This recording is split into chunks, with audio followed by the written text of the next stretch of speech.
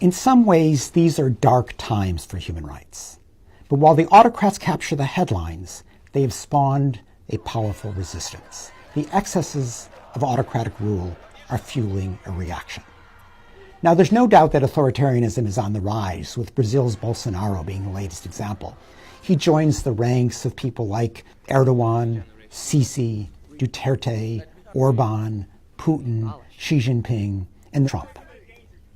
In this leadership void, some governments have even committed mass atrocities. Syria against civilians in anti-government areas.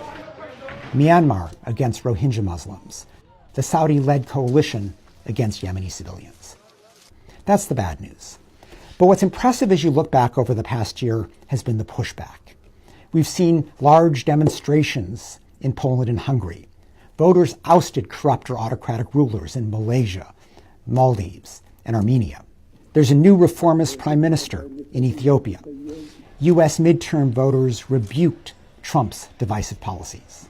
Now, much of this pushback occurred at the UN despite the fact that the large Western powers were largely absent.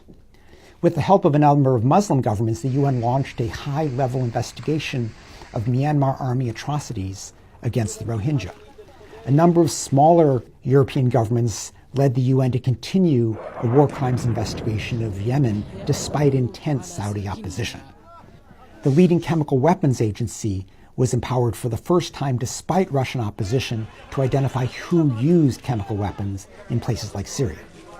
A number of Latin American governments led the UN to its first ever condemnation of Maduro's repression in Venezuela.